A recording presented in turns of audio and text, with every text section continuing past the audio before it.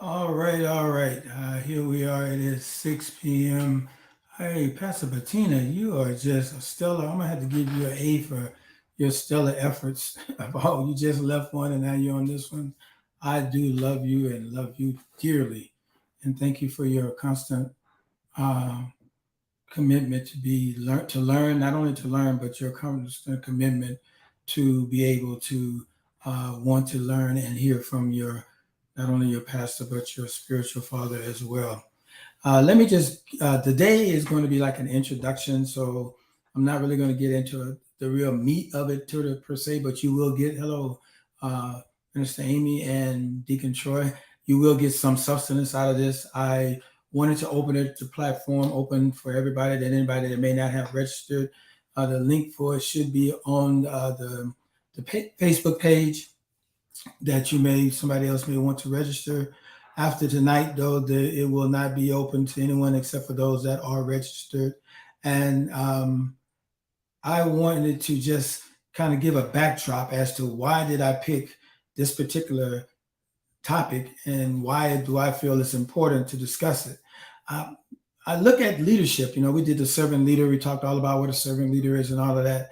But I'm looking out here over the church proper, and I'm watching and I'm observing things that are happening, and I'm seeing that there's a lot of people that are leading, but they're not leading with courage. They're not leading with the courage and the conviction to do what is right or to decrease so that somebody else may increase. They're not leading with courage to be able to say, I'm in charge, but I'm not the end all to end all.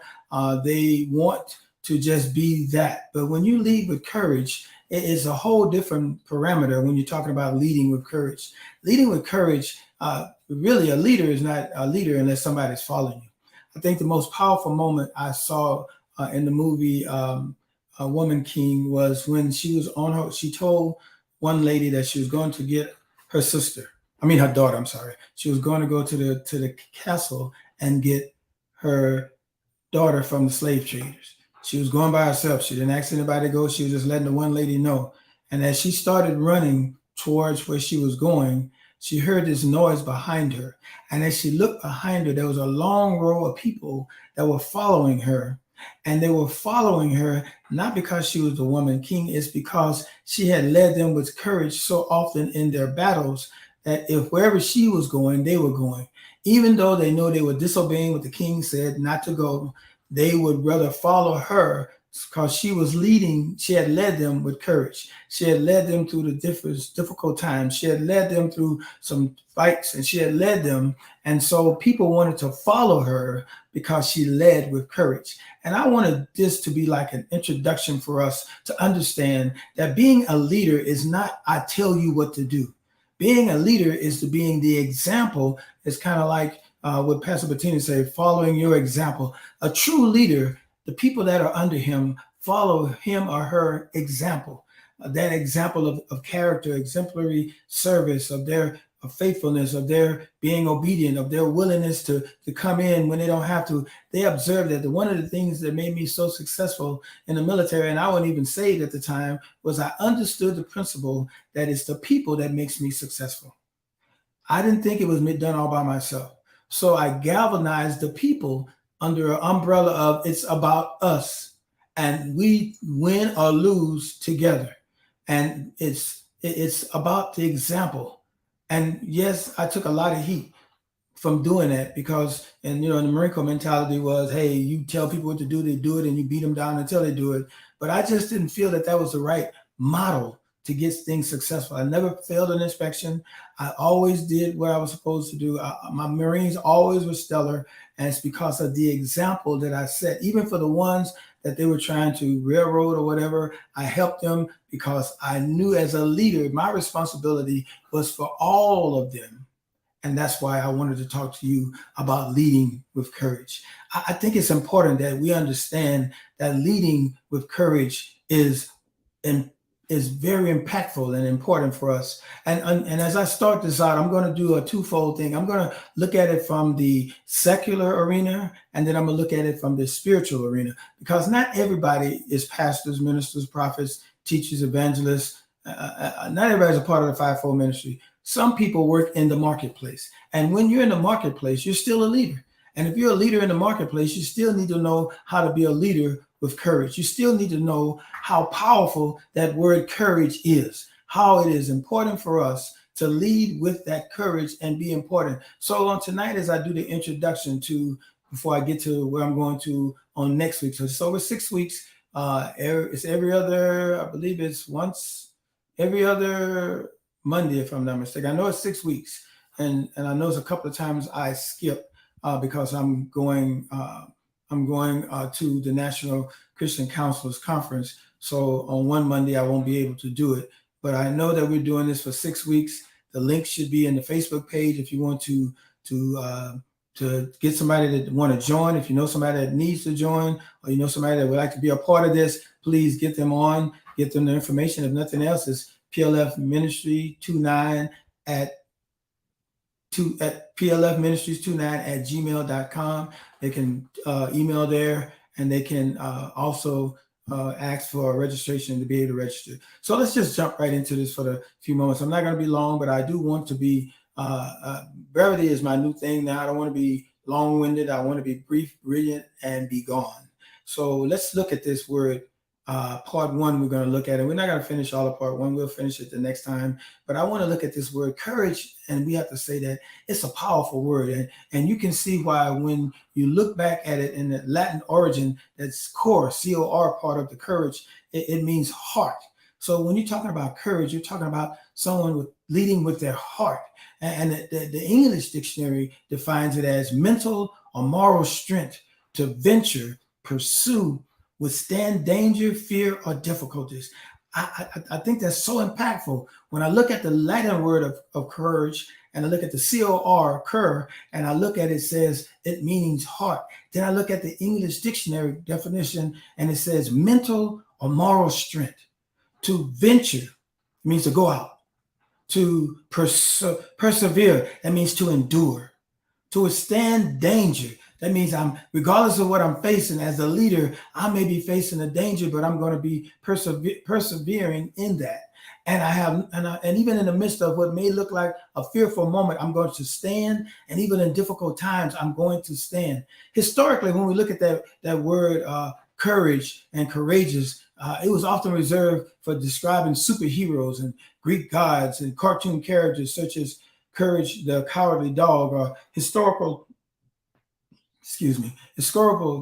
heroes like Martin Luther King Jr., Nelson Mandela, Mother Teresa, Anne Frank, Amelia Earhart, just to name a few. It wasn't used to describe executives. It wasn't used to describe pastors or leaders or managers or team managers or any other member at the office or work or culture and all of that. In fact, historically, leaders were seen and celebrated for being stoic. So the more stoic you was, the better leader you was. The harder you were, the better leader you were. The meaner you were, the better leader you were. And that is just not the case. Powerful, that means that you are powerful and you are more a command and control approach. You have to deal with the iron. You have to rule with the iron fist. I am the leader. You must obey. We have to go with the iron fist. I need to be in control. And I think that sometimes in the military, to some degree, it kind of creates a controlling effort in us that we have to be in control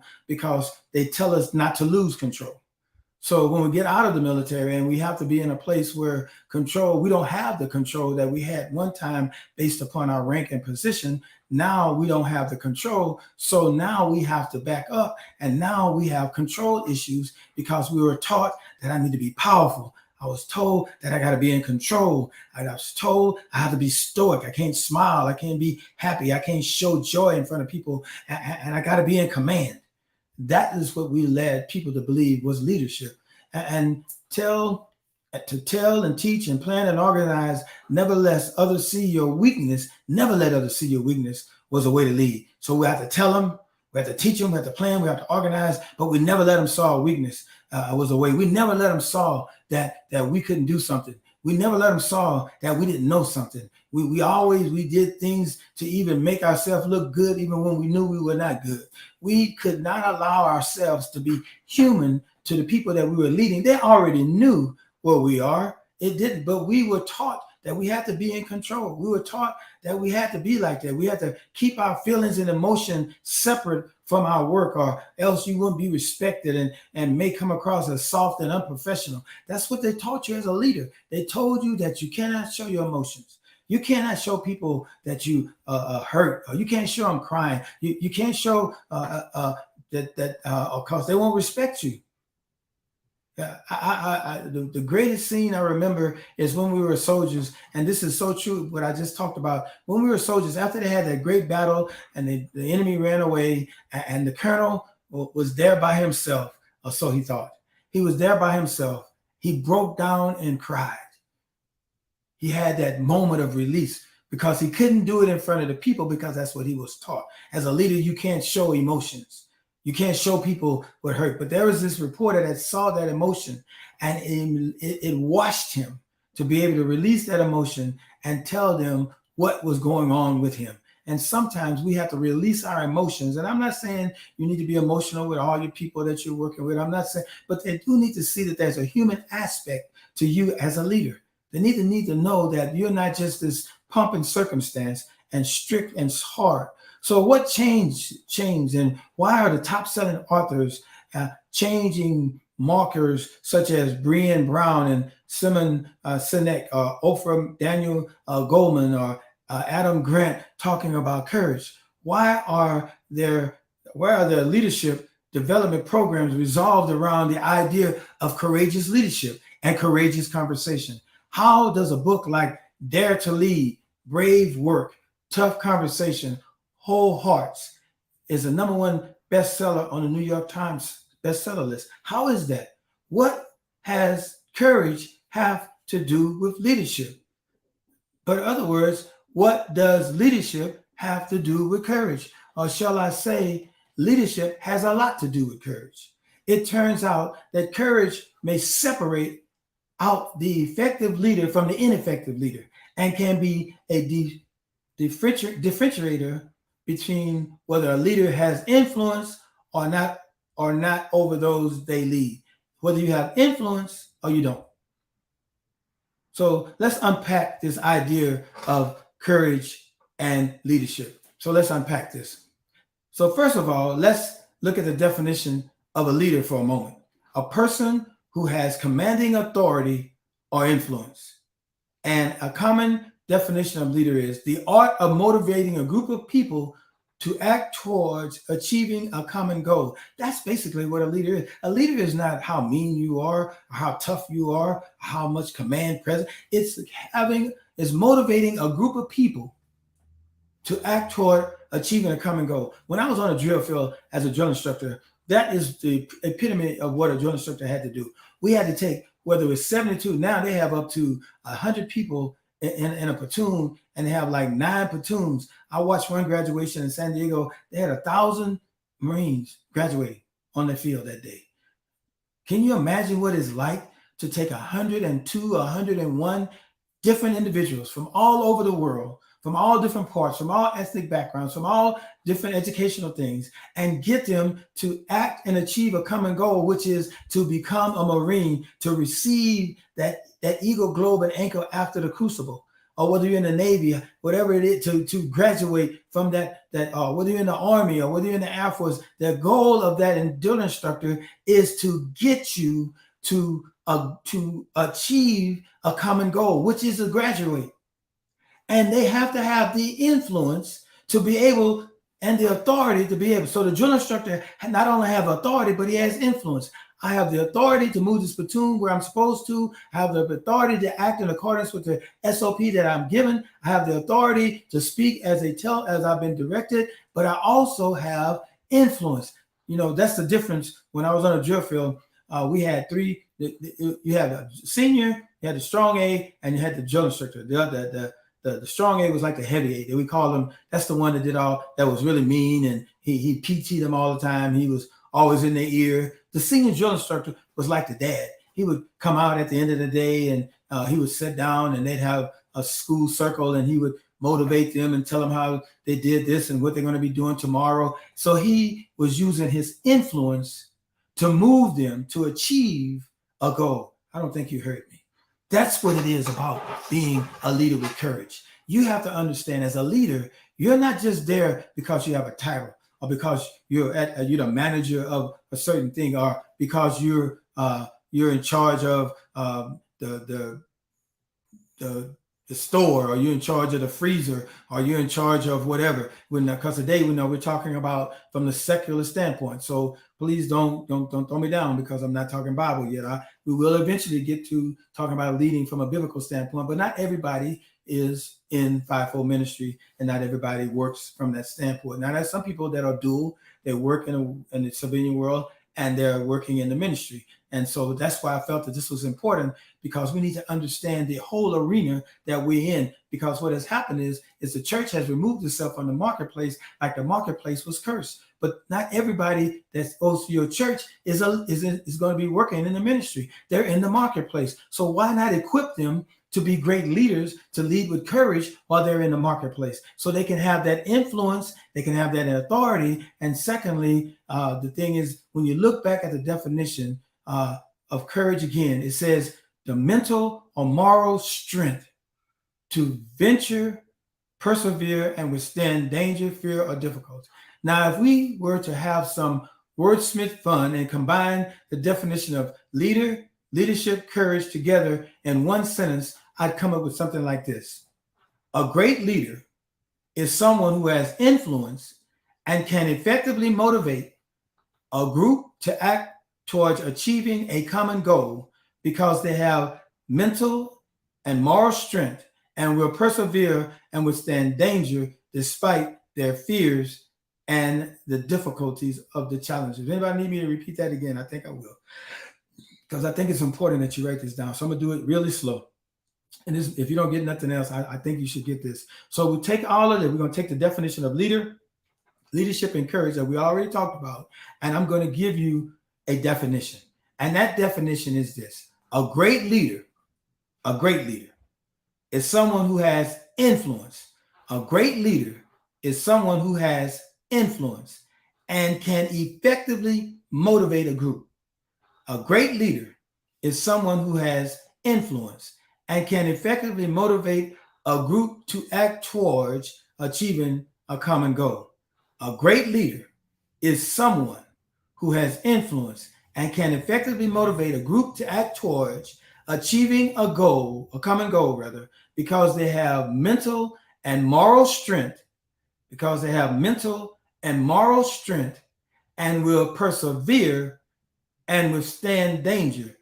They have mental and moral strength and will persevere and withstand danger despite their fears and the difficulties of the challenge. I'm going to do it one more time. A great leader is someone who has influence and can effectively motivate a group to act towards achieving a common goal, because they have the mental and moral strength and will persevere and withstand danger despite their fear and the difficulty of the challenge. Is this someone you'd like to work for? Is this someone you go the extra mile for? Absolutely. If I was working for someone who had the influence that can influence me toward a common goal, who had the mental and moral strength, who I saw persevere and withstand danger despite their fears and difficulties of the challenge, and they move forward, yes, that's someone. Absolutely, that's someone I want to follow. Absolutely, that's the leading with courage person that I want to be behind. I think that is so powerful when you look at this, and I need us to think about that, to have that kind of influence and authority, that you can take a group of people to motivate them to move toward a common goal, despite the fact, and while you walk in morality and strength, despite the difficulties you may face in fear and troubles, but you persevere. Courage. With this definition of a great leader, can you begin to see the role of courage plays in leadership? Can you begin to see that it's not just a component of leadership, but it's perhaps something that is the core and the foundation of what a great leader is? With that definition that I just read, can't you see the role that courage plays in leadership? Can you begin to see that it's not just a component of leadership, but it is the perhaps something that is the core and the foundation of what a great leader is? Courage is at the core of the foundation of what a great leader is. Courage is at the core of the foundation of what a great leader is. Martin Luther King said this: the ultimate measure of a man is not where he stands in the moment of comfort, but where he stands in a time of challenge and controversy. It's not where you stand.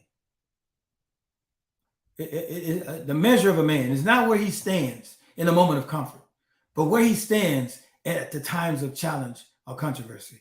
Winston Churchill said this: courage is what it takes to stand up and speak. Courage is also what it takes to sit down and listen. Ooh, that was good right there.